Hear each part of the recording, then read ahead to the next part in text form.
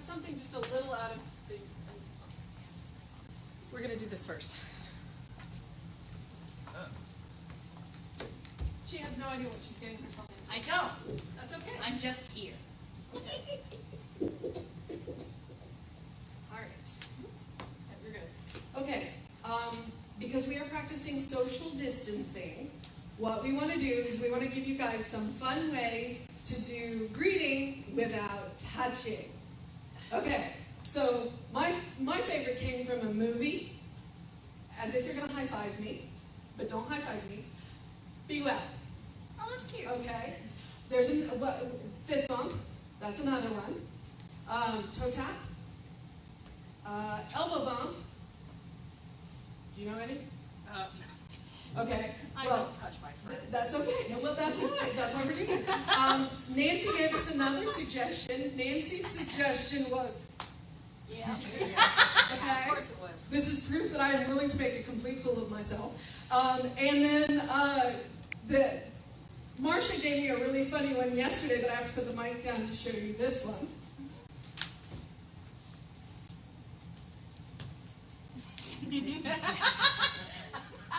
So, That's good.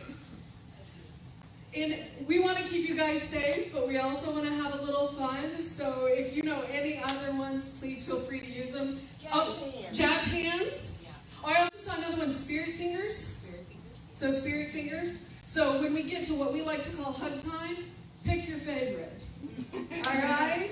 Thank you. And just so that you know all of the nonsense that's going on, I'll go ahead and tell you this too. We are indeterminately canceling in-person services, meaning that this is the last Sunday that we're going to have you in the audience in the chairs. But that's why we have the devices going here.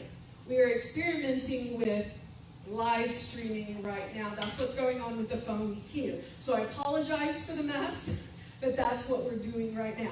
As always, the YouTube will be up. So next Sunday, we will create that service for you. It will be available. We'll let you know if it's going to be live streamed and YouTube or just YouTube, because we're not sure. All right? We're working hard with CSL. No Wednesday. Oh, right. And as of right now, we are not doing Wednesdays. We're not sure about Marcia's. Marcia said no. Marcia said no. Okay. So Wednesdays are canceled completely for now. And if there's anything else, we'll let you know. Well, yeah, the classes will let them know, Yeah, the classes may go to Zoom. I'm a little scared, but go ahead. Why would you be scared, Lisa? Because it's you. Well, this is the least thing I could have done for you.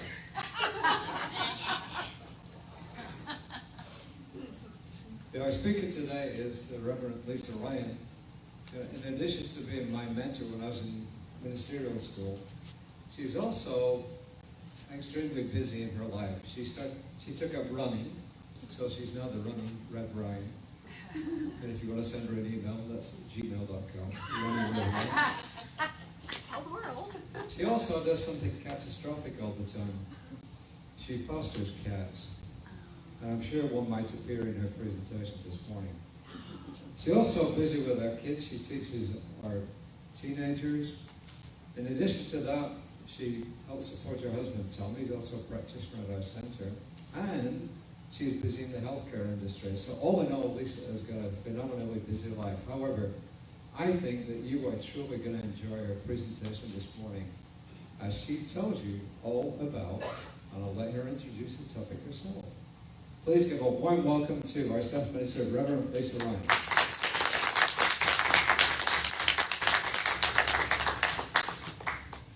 Did anybody keep account of how many puns that was? I think that might have been a record for David. Oh my goodness.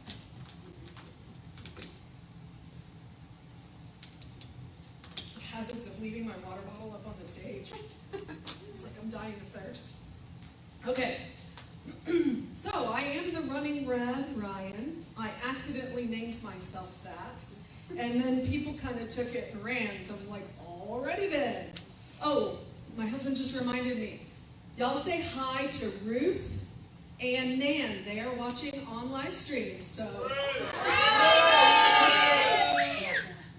right.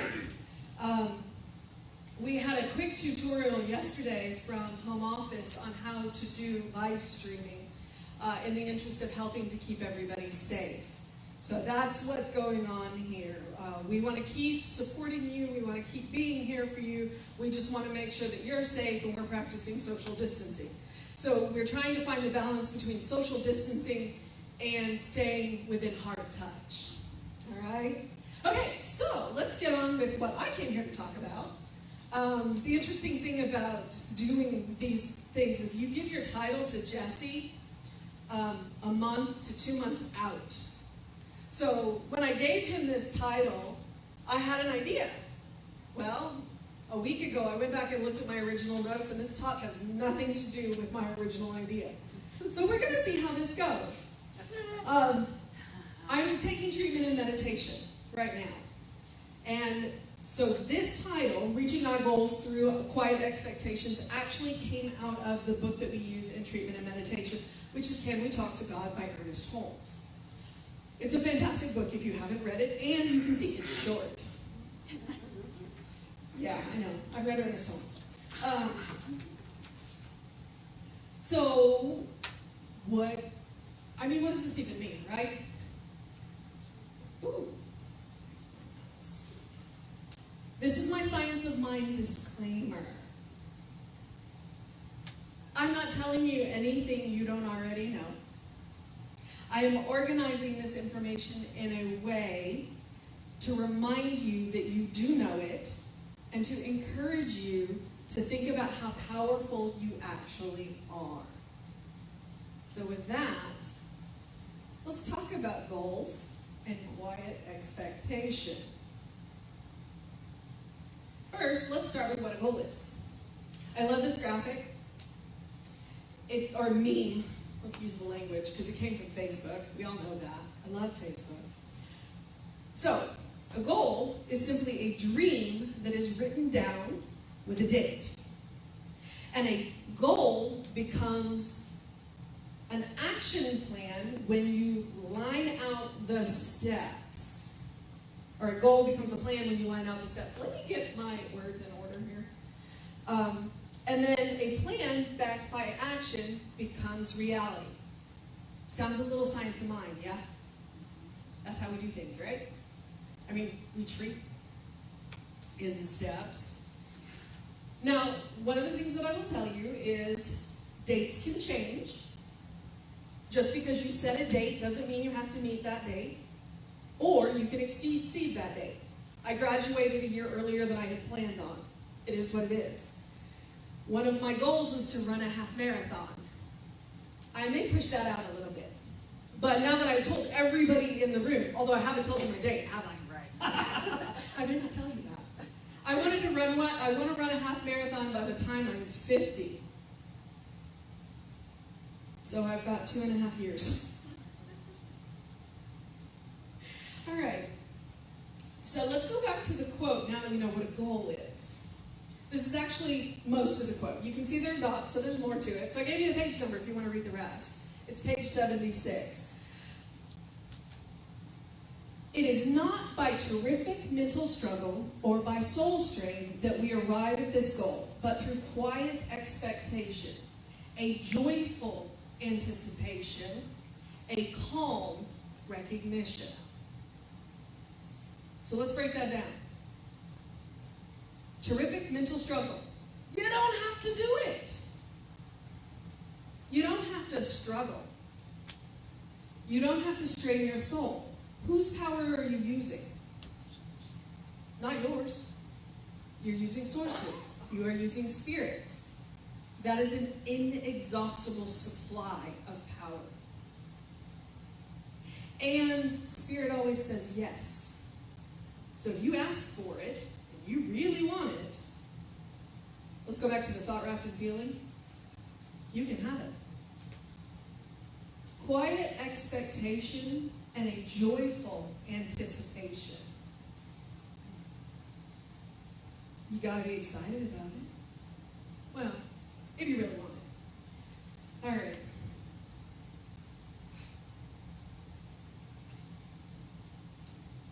There should be a definite and conscious expectancy. We should feel as though the entire power of the universe were for us and never against us. Ooh, there should be an N here. I just noticed that. Never against us. All conversation to the contrary must be resolutely set aside. So what does that mean? When you come up with an amazing dream and you start telling people, what's the reaction? Sometimes people go, are you kidding me? You? And other people go, that's fantastic. How can I help? So, we want to do this wonderful thing called quarantining. Yes, I am aware of the irony right now. We are quarantining. There's this wonderful little cartoon, and I encourage you to follow Oh My God Life. They're on Facebook. I was trying to read the thing in the corner. They're on Facebook, Oh My God Life. They do podcasts. They do this wonderful cartoon. They're amazing women. They were seniors when I was a freshman. So, and pretty much one of these pops up in my newsfeed every single day. They do not slack. They are amazing. It's Melissa and Z. Exposing my new ideas to potentially critical people is like exposing a tiny plant to a hurricane. Not a good idea. I treat my new ideas with tender care. So we talk about in Science of Mind, when we do treatments, we talk about planting a seed. And then we also talk about not uprooting those seeds. So this is the same idea. If you have negative people in your life, don't tell them your ideas. Or at least tell them minimal information. I'm not asking you to hide anything. Let's put that out there. But it happens. I got another one for you. My favorite person. This is one of my heroes. Albert Einstein. Stay away from negative people. They have a problem for every solution. But there are people who can help you find a solution for every problem. They're called practitioners, ministers, or just people who you know, no matter what crazy idea you come to them with, they will support you. So what I'm encouraging you to do is to pick your support wisely. Go to the people that love you. Come here. It does not matter what you want to do. We're going to be excited for you here. And I'm not talking about the ministers. I'm not talking about the practitioners. I'm talking about everybody sitting out there in the seats. We're going to be excited for you. We're going to be happy for you.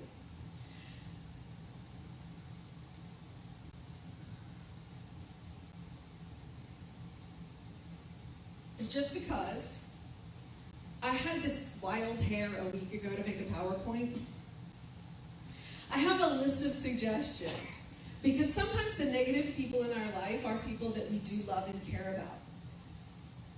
Sometimes the negative people in our lives are ourselves. Just so you know. So, the do's and don'ts for supporting you on your goal, your dream. Don't ask, are you sure? I mean, that just really takes the wind out of your sails, right? You should do first. So I run, right?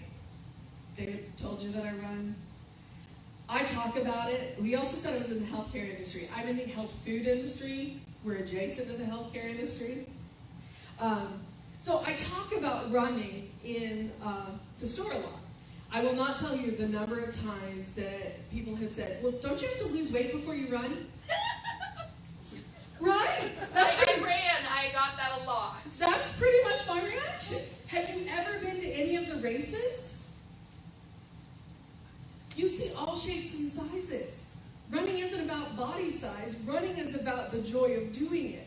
I actually enjoy doing it.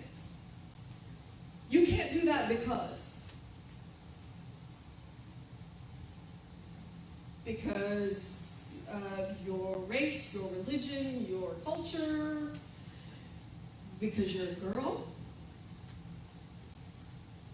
whatever the excuse is. You don't look like,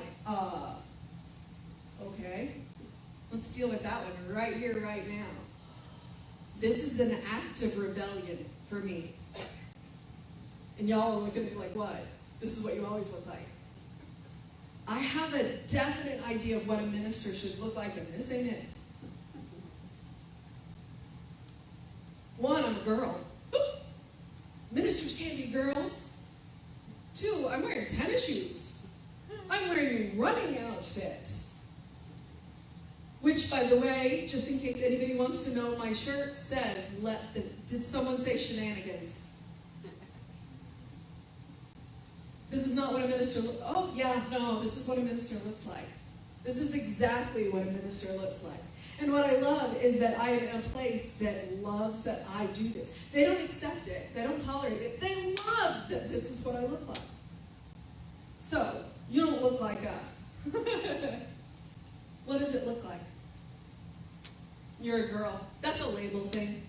Don't let people label you. Why would you want to do that? Because I can. Because it's fun? Because I can? Why not? Why not? Because I want to bring something new into the world? Because I wanted to show the world what I can do?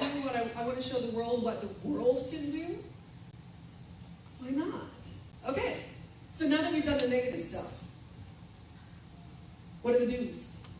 How can I support you? Followed immediately by, what can I know for you? What can I treat for?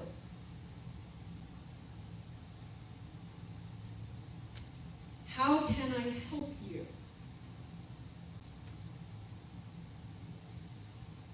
What do you need to reach your goals?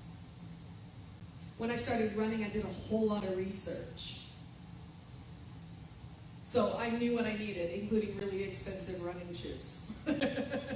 So, what do you need? People want to offer tips and tricks and things like that when they're not being negative. You can do this. One of the best things about the races, my race yesterday got canceled. Because there's nothing like running 3.1 miles with 3,000 of your new best friends. There's nothing like being on the race course, huffing and puffing, and thinking you're dying, and another runner says, you got this. You can do this. It's a complete and total stranger, but they believe in you. And it's a little contagious. Again, I'm aware of the irony. My favorite thing is, I'm so excited for you. Just say it to yourself and see how it feels. Say it to somebody who's starting something new. And watch them light up. I'm so excited for you. You don't have to offer advice. You don't have to do anything. All you do is say, I'm so excited for you. You believe in them. And then they believe in themselves.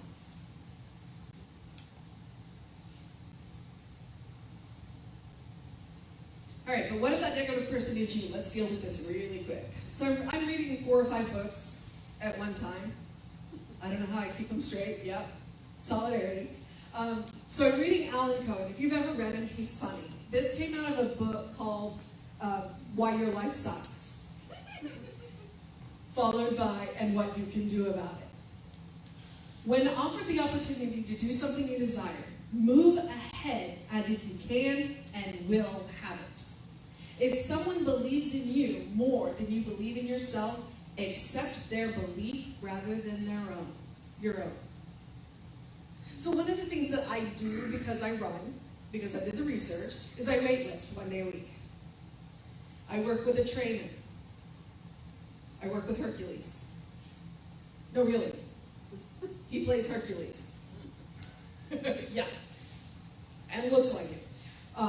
And sometimes he will ask me to do something crazy. I'll give you an example. Push-ups. I hate push-ups. Oh, I hate him. And I will tell him I can't. And you know what he says to me? I believe in you. Yes, you can. And you know what? He's always right. He is always right. So I use his belief to get through my own not belief. And he will show me things, and I will look at him, and I will go, I will never be able to do that. And then 6 months later, he'll ask me to do it, and I will do it, and I will go, oh. Sometimes it's sooner, sometimes it's later. All right. So, calm recognition. Quiet expectation. All the power is for us, never against us. You have the entire power of the universe behind you. You are made of God's stuff. The power that made the universe, the power that made the stars, that's the power that made you. That is the power that flows through you. No matter what your current circumstances are, if you can imagine something better for yourself, you can create it. Dream it, write it down, date it, put some steps on it, ask, and it shall be given. Knock, and the door will be opened.